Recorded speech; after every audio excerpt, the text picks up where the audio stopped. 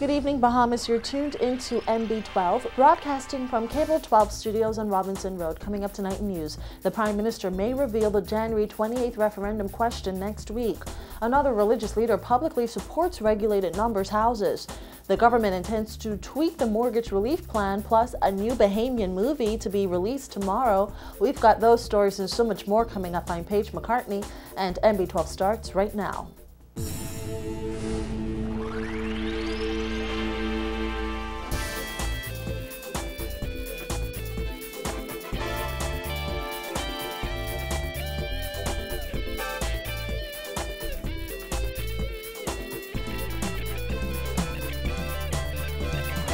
Welcome once again to MB12. After mulling over how many questions to put to voters in the January 28th gambling referendum, Prime Minister Perry Christie says he's made a decision. However, he said the final decision would be made in cabinet, only revealing that one or two questions would appear on the ballot. Government officials also hinted today at when the question or questions would be made public. Fonique Toot reports.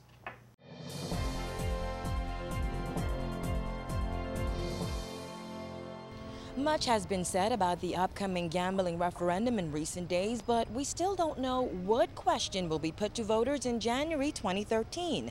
Well, Minister responsible for gaming Obi Wilshcombe says government could release that question or questions as early as next week.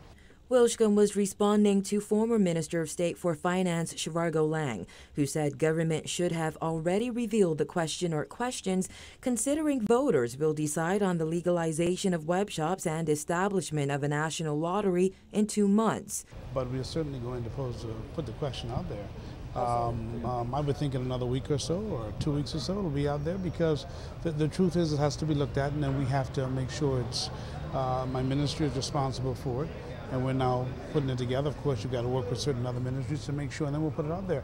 But he is correct. The question will come out there for it to be studied by Bahamians. I mean, that's important. That's a part of the process of going forward.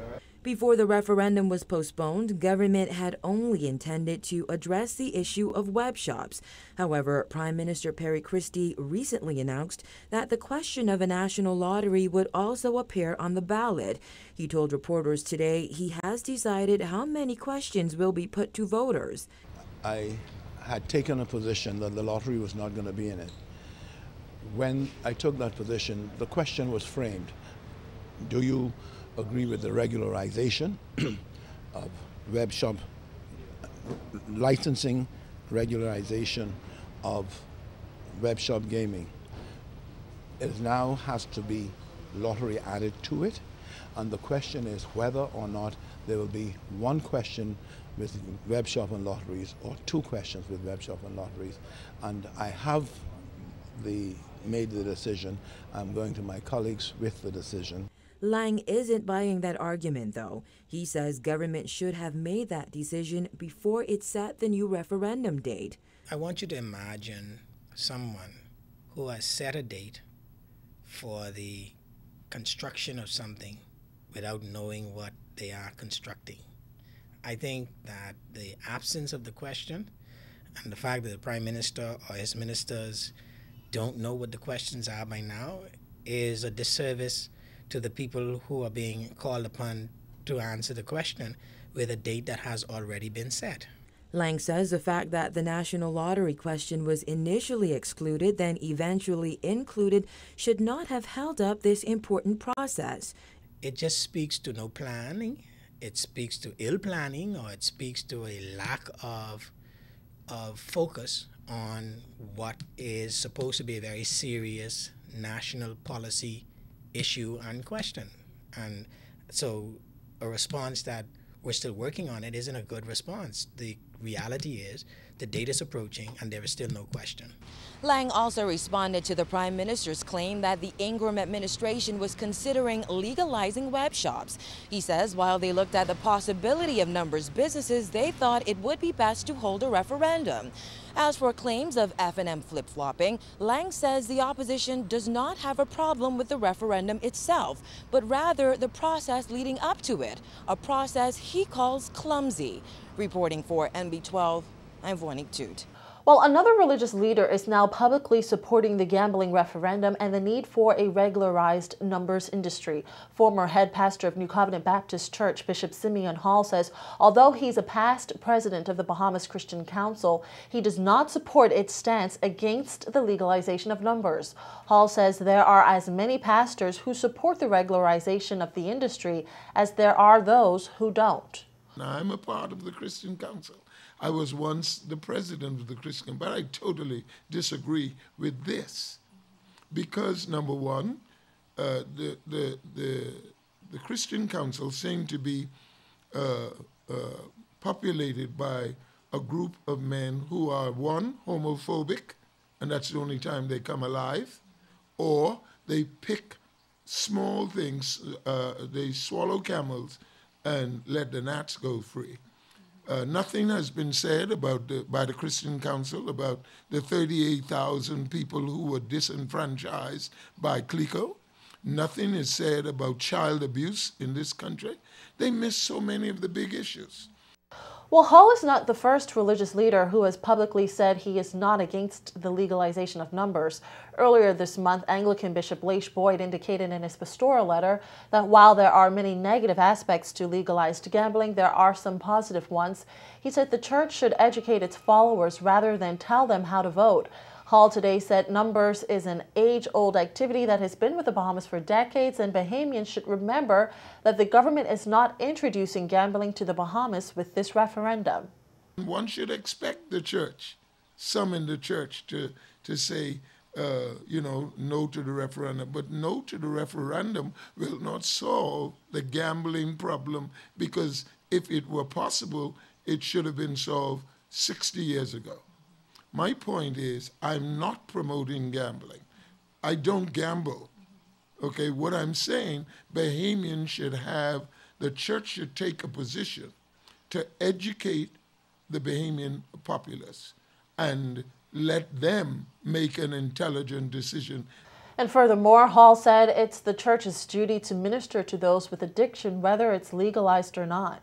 What do we do to those of that 130,000 people who don't listen to what we say? We still try to reach out to them. My position is the Bahamas should either eradicate and eliminate this system or regulate it. Eradicate it or regulate it. And it's difficult to eradicate. And when contacted by our news team, Christian Council President Dr. Ranford Patterson took exception to Hall's comments. He said the council responds to all issues that arise, but the gambling issue is the most current. Patterson also said that the Christian Council is simply highlighting the negative aspects of gambling. Well, approximately 1,100 Bahamians were expected to be eligible for the government's mortgage relief plan introduced during the first week of September. But with just over 400 applications received so far, Minister of State for Finance Michael Halkitis admits government may have to tweak the plan to allow more homeowners to benefit. Christina McNeil reports. 2 months into government's $10 million mortgage relief plan, only 150 Bahamians have been deemed eligible under the current requirements, according to State Finance Minister Michael Halkitis. While those homeowners could begin receiving assistance by the end of the year, Halkitis noted that government may consider revising the current plan to assist more homeowners. I don't think they have received any payout as yet. And that is an ongoing process. There's some legal documentation that we have to finalize and work out, but that should be happening very shortly. And of course, those who are qualified, the banks would, stop any sort of proceedings against them until this process is completed. Are we talking this year? Or this year. We still have, 5 weeks? This year. At last report, Halkitis says just over 400 Bahamians have applied for relief. That's just a fraction of the number of homeowners government initially projected would benefit from the program. Under the current requirements, eligible applicants must occupy a primary residence with a mortgage that originated prior to January 2009. The outstanding mortgage amount cannot exceed $500,000, and the applicant has to have an acceptable credit history prior to June 30th, 2008. In addition, addition, the loan must be delinquent due to documented financial hardship caused by unemployment, underemployment, or chronic illness. $10 million has been allocated for the plan, and Halkidis says government will look at how more people can become eligible for assistance within budget. For those individuals who are told that they do not qualify, they can appeal, contact the Ministry of Finance, and have their case reviewed by the appeals panel. In addition, what the appeals panel is doing is that they've been having some meetings with the Clearing Banks Association to ascertain ways that we might be able to tweak the plan, make some changes to it, to be able to bring some more people under the umbrella. And so that's an ongoing process. But when we launched it, we said we're restricting it to owner-occupied homes, and we're going up to duplexes. And so we're going to get some advice as to whether we should expand that to triplexes, where the owner occupies one of them, and any other adjustments that we can make to ensure that we help the maximum amount of people as possible. Halkidis says struggling homeowners will still have until March 10th to apply for assistance, and while not all applicants will be deemed eligible, Halkidis says government will devise other ways to assist those in need. Over the weekend, former Bahamas Mortgage Corporation Chairman Dr. Dwayne Sands spoke out against the government's mortgage relief plan, saying it did little to help thousands of struggling homeowners who believed the Progressive Liberal Party had the solution to their housing dilemmas. So far, 400 people have applied, and so as over the next 4 months, we expect several hundred more to apply. But we had, the way the plan was designed, we knew at the outset, and we informed the public at the outset, that not every single person would qualify. Now, as we go on, there might be some other programs that we can devise that may be able to help those people who don't qualify under this plan, and we're working on some of those ideas now. The guidelines of the plan are published on the government's website, bahamas.gov.bs. Reporting for NB12, I'm Christina McNeil.